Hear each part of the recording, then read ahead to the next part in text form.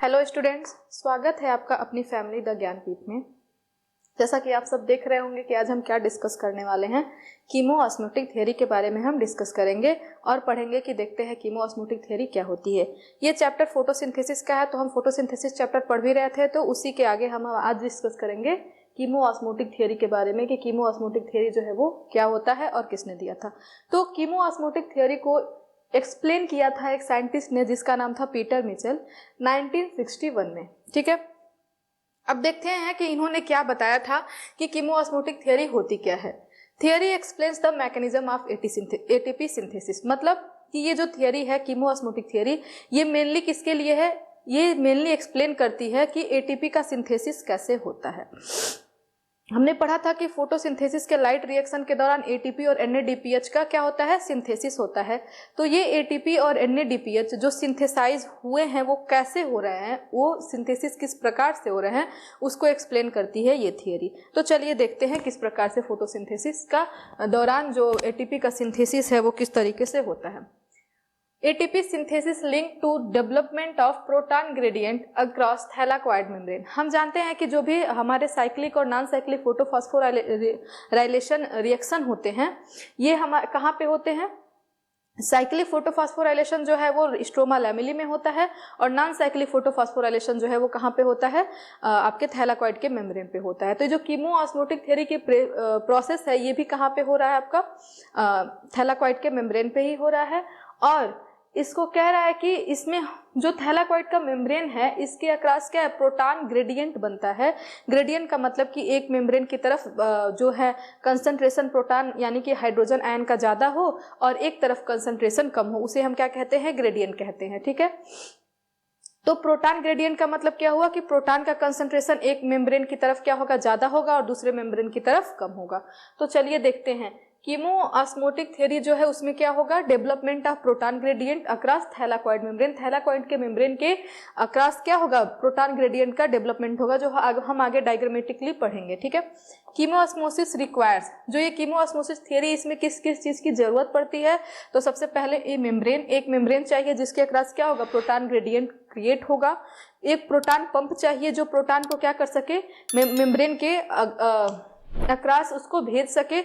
एक proton gradient चाहिए और दूसरा क्या? एटीपी सिंथेज एंजाइम, एक ऐसा एंजाइम जो एटीपी का सिंथेसिस करता हो, वो एंजाइम चाहिए होता है। ठीक है, दो बातें एनसीईआरटी में लिखी हुई हैं कि फोटोसिंथेसिस में हाइड्रोजन आयन का यानी कि प्रोटॉन का एक्युमुलेशन कहाँ पे होता है और रेस्पिरेशन प्रोसेस के दौरान प्रोटॉन का एक्युमुलेशन कहाँ पे होता है। हम जानते हैं कि जो फोटोसिंथेसिस प्रोसेस के लाइट रिएक्शन के दौरान जो स्प्लिटिंग ऑफ वाटर होता है, वाटर की स्प्लिटिंग की वजह से क्या होता है? हाइड्रोजन आयन जो है वो थैलाकोइड के मेम्ब्रेन में इकट्ठा होते हैं। तो कह रहा है कि फोटोसिंथेसिस प्रोसेस के दौरान हाइड्रोजन आयन कहाँ पे इकट्ठा होते हैं? थैलाकोइड के ल्यूमेन में। और रेस्पिरेशन प्रोसेस के दौरान जो हाइड्रोजन आयन है वो कहाँ पे इकट्ठा होते हैं? Inner membrane space of mitochondria. जो माइटोकॉन्ड्रिया की दो मेम्ब्रेन है, आउटर मेम्ब्रेन और इनर मेम्ब्रेन, तो दोनों मेम्ब्रेन के बीच में जो खाली स्पेस होता है उसके बीच में कहाँ क्या इकट्ठा होता है? Hydrogen ion. ठीक है, तो ये यहाँ तक की बातें क्लियर है, इसको आप नोट कर सकते हैं। फिर आगे हम बढ़ेंगे, डायग्राम के थ्रू कीमोऑस्मोटिक थ्योरी की स्टडी करेंगे। तो चलिए हम देखते हैं डायग्राम के थ्रू। ठीक है, तो ये है आपका पूरा डायग्राम कीमोऑस्मोटिक थ्योरी का।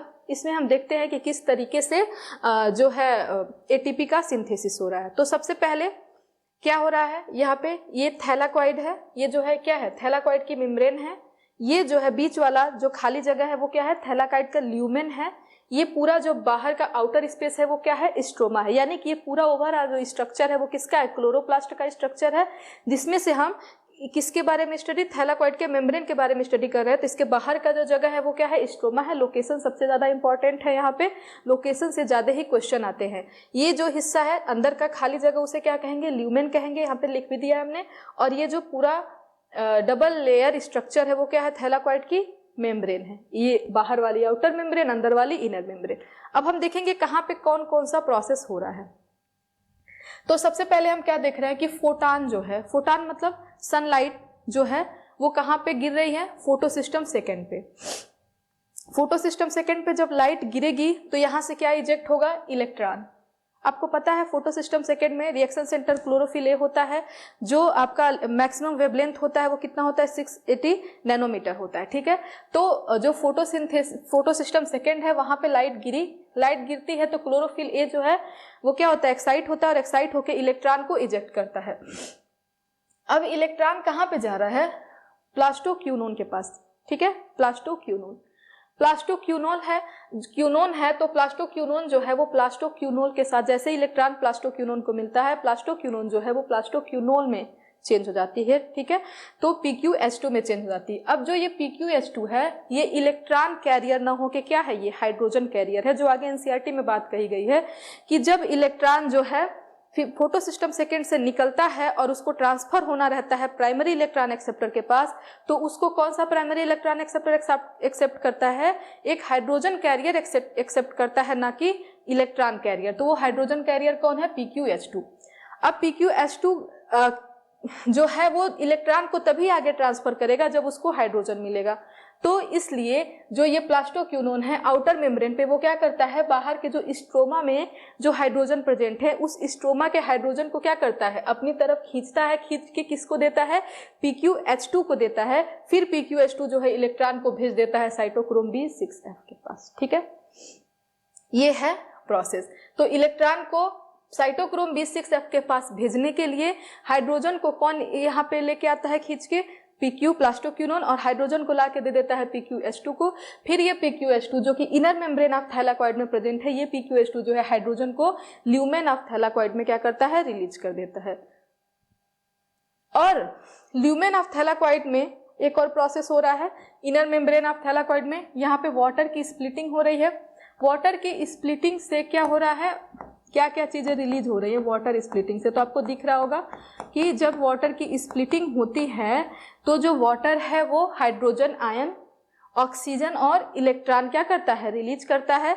तो जो हाइड्रोजन आयन है वो कहाँ पे इकट्ठा होगा, ल्यूमेन में इकट्ठा होगा। ऑक्सीजन जो है वो एटमॉस्फेयर में चला जाएगा और जो इलेक्ट्रॉन है वापस से फोटोसिस्टम सेकेंड को मिल जाता है अपना प्रोसेस कंटिन्यू करने के लिए।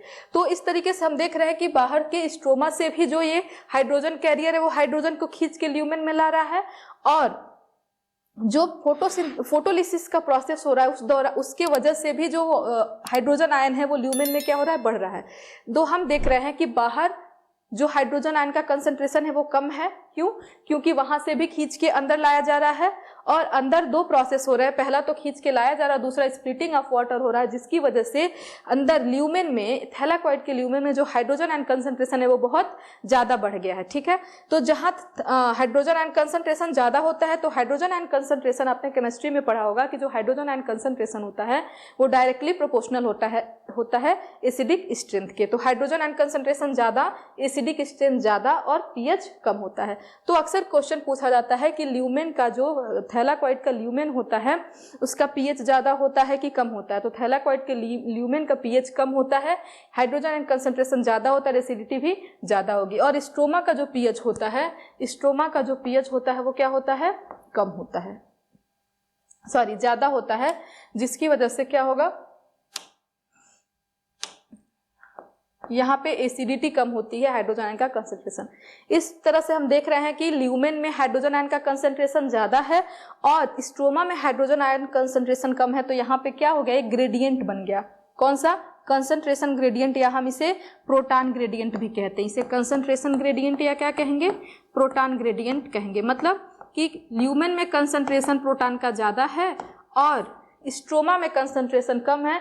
तो दो जो थैलाकॉइड के मेम्ब्रेन है उसके अक्रॉस क्या बन गया, एक प्रोटॉन ग्रेडियंट बन के तैयार हो गया। अब यही प्रोटॉन ग्रेडियंट को क्या करना है, हमें तोड़ना है। जैसे ये प्रोटॉन ग्रेडियंट तोड़ेगा एटीपी का सिंथेसिस होगा। तो चलिए देखते हैं कैसे प्रोटॉन ग्रेडियंट टूटता है। पहला प्रोसेस तो हमने पढ़ लिया कि हाइड्रोजन आयन यहाँ पे इकट्ठा हो रहा है। दूसरा प्रोसेस ये हमने पढ़ा हुआ है नॉन साइक्लिक फोटोफॉस्फोराइलेशन में, इलेक्ट्रॉन यहाँ से कहाँ पे जाएगा, प्लास्टोसाइनिन, प्लास्टोसाइनिन से फिर इलेक्ट्रॉन PS फर्स्ट के पास जाता है, PS फर्स्ट फिर इलेक्ट्रॉन किसके पास भेज देता है, फेरेडॉक्सिन के पास। और यहाँ पे आउटर मेम्ब्रेन ऑफ थैलाकॉइड पे एक एंजाइम प्रेजेंट होता है जिसे हम कहते हैं NADP रिडक्टेज एंजाइम, और यही एंजाइम रिस्पॉन्सिबल होता है NADP प्लस H+ को NADPH में कन्वर्ट करने के लिए, ठीक है। और NADP का NADPH में कन्वर्ट होने के लिए एक और चीज की जरूरत होती है, उसको किसकी जरूरत है? प्रोटॉन की जरूरत है।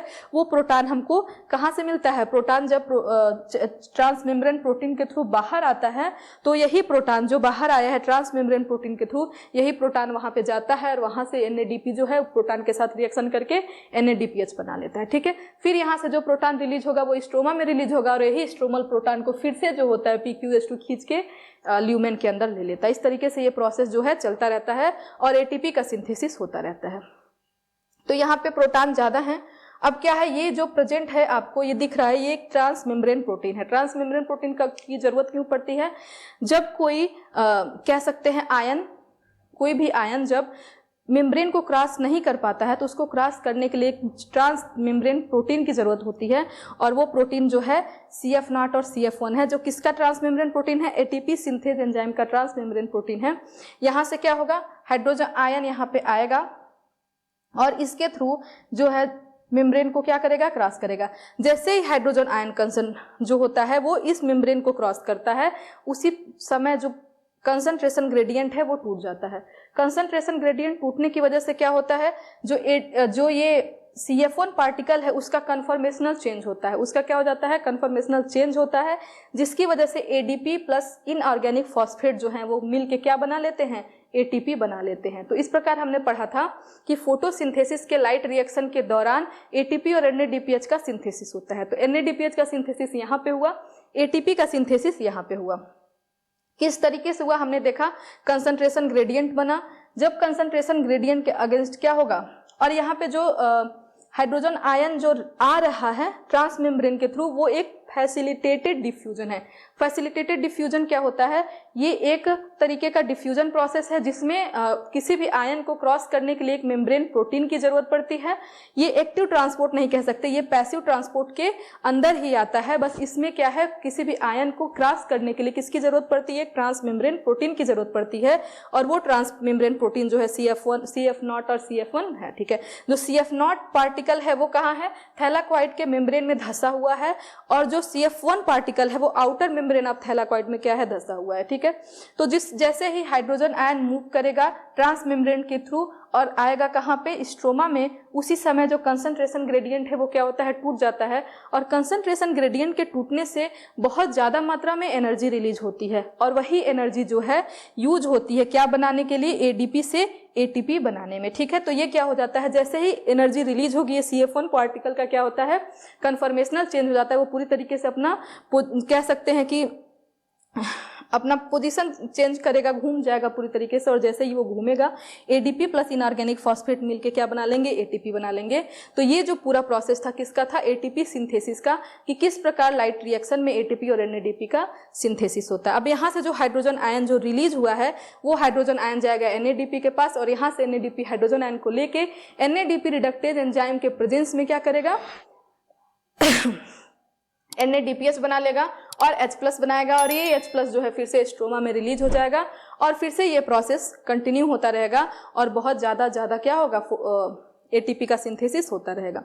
तो आगे हम देखते हैं, चलिए, कि स्टेप्स जो हमने अभी डायग्राम के थ्रू समझा उसको रिटन वे में हम समझेंगे कि किस तरीके से क्या क्या हो रहा है। पहला प्रोसेस क्या है? स्प्लिटिंग ऑफ वाटर टूटेगा कहाँ पे? इनर मेम्ब्रेन ऑफ थैलाकॉइड में।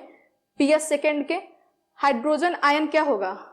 रिलीज होगा। हाइड्रोजन आयन जो रिलीज होगा वो एक्यूमुलेट होगा with in membrane of thylakoid के मेम्ब्रेन के अंदर क्या होगा? ये एक्यूमुलेट होगा।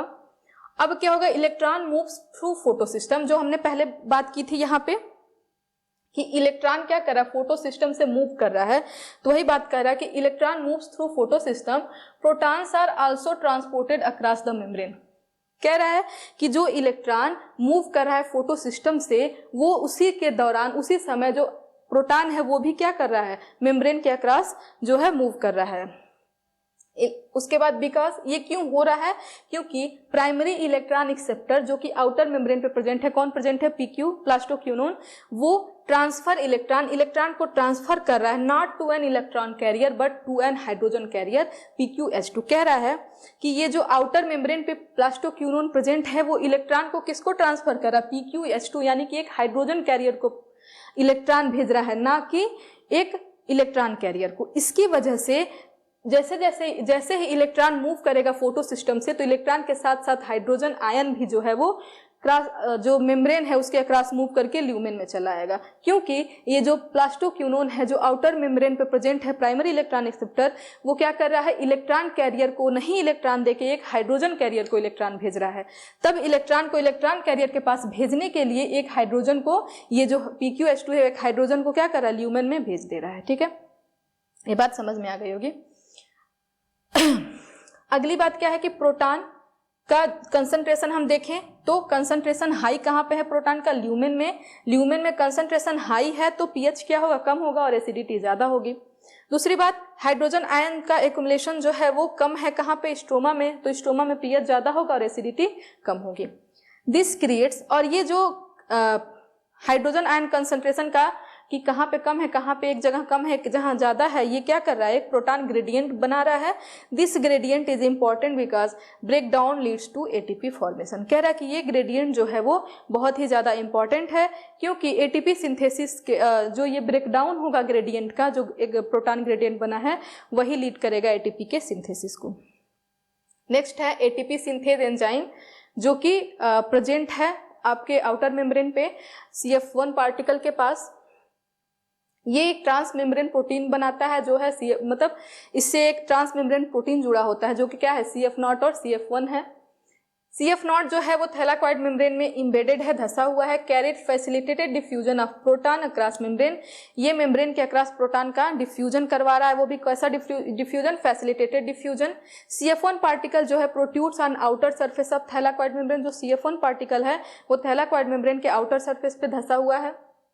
Breakdown of gradient, proton gradient का जब ब्रेकडाउन होता है, इनफ एनर्जी रिलीज, बहुत ज्यादा मात्रा में क्या होती है, एनर्जी रिलीज होती है।